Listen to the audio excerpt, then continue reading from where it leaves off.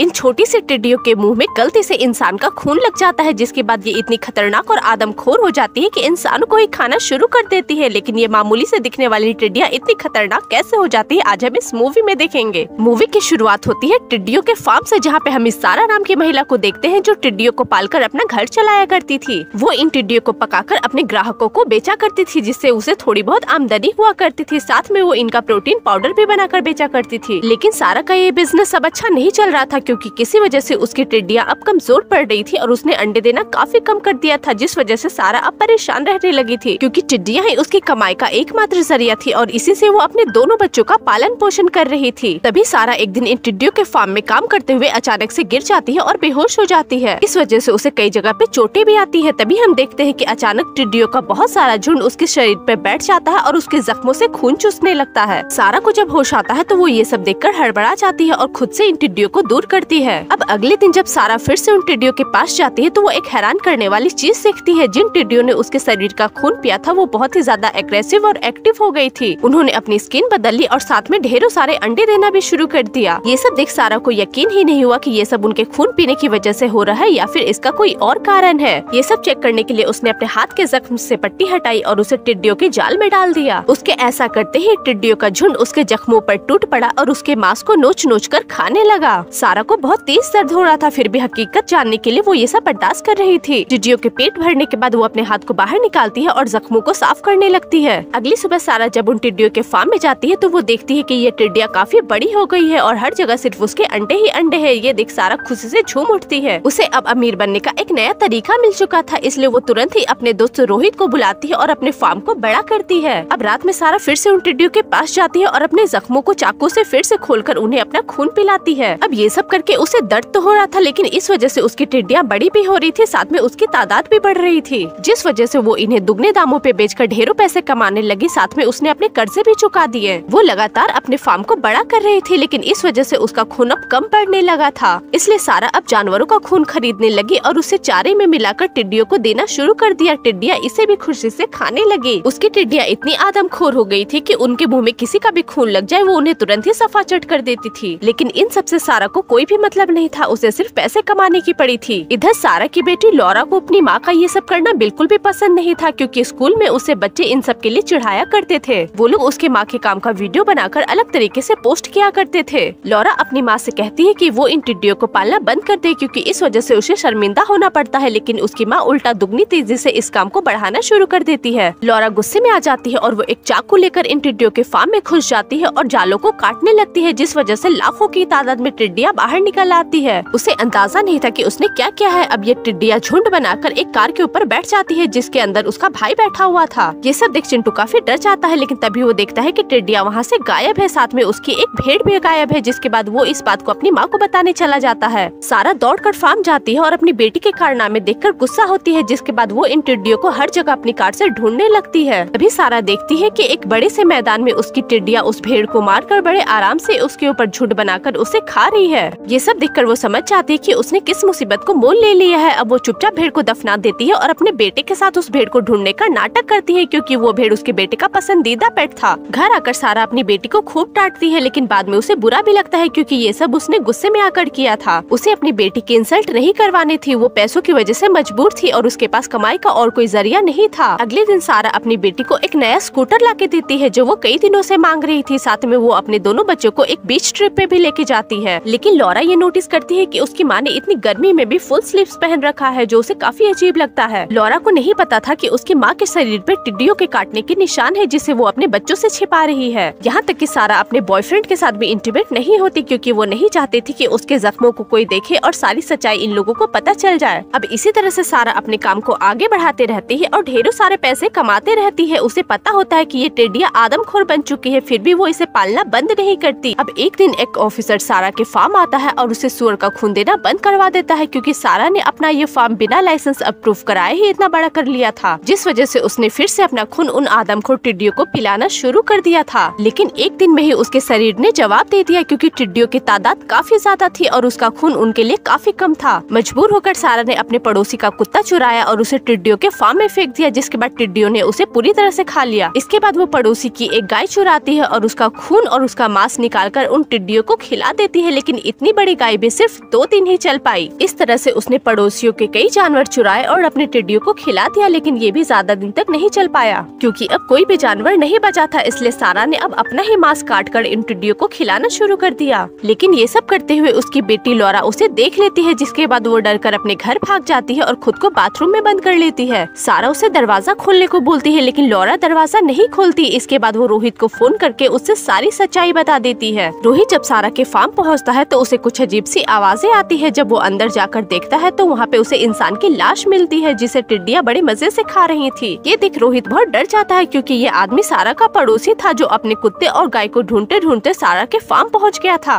जिसके बाद उसे अपने कुत्ते और गाय की हड्डियाँ वहीं पे मिल जाती है। जिसके बाद वो आगे चेक करने के लिए उन टिड्डियों के जाल को खोल देता है और वो सारी टिड्डियाँ उस पे टूट पड़ती है और बेचारा बूढ़ा आदमी वहीं मारा जाता है। रोहित समझ चुका था कि सारा ने कितनी बड़ी गलती की है इन टिड्डियों को पालकर। अब ये कोई मामूली सी कीट पतंग नहीं थी, बल्कि आदमखोर बन चुकी थी, जो अब इंसानों को भी खाने लगी थी। रोहित गुस्से में आकर एक पेट्रोल का कैन निकालता है और इस फार्म पे डालकर इन टिड्डियों को जला देता है। अपने फार्म को जलता देख सारा गुस्से में आ जाती है और वो रोहित से झगड़ा करने लगती है। वो फार्म को बुझाना चाहती है, लेकिन रोहित उसे ऐसा करने नहीं देता क्योंकि आग बहुत तेज थी, जिस वजह से सारा भी जल सकती थी। तभी ये दोनों देखते हैं कि टिड्डियों का विशाल झुंड उस आग से निकलकर सारा के घर की तरफ मुड़ गया है। दोनों मिलकर सारा के बच्चों को बचाने के लिए भागते हैं, लेकिन इस चक्कर में बेचारा रोहित इन टिड्डियों का शिकार हो जाता है। इधर सारा अपने बेटे को बचाकर लौरा के पास आ रही होती है, तभी वो रास्ते में रोहित की लाश दिखती है। लौरा किसी तरह से उन टिड्डियों से बचकर घर से बाहर भाग जाती है, लेकिन टिड्डियाँ अभी भी उसका पीछा नहीं छोड़ रही थी। भागते भागते वो एक झील के पास पहुँचती है और पानी में जाकर खुद के ऊपर एक नाव को पलटकर उसके नीचे छिप जाती है। टिड्डियाँ उस नाव से लगातार टकरा रही थी, जिस वजह से लौरा अब पानी के अंदर डूब रही थी। तभी सारा वहाँ पे आ जाती है और वो लौरा को बचाने के लिए अपना हाथ काटकर खुद के चेहरे के ऊपर खून मल लेती है,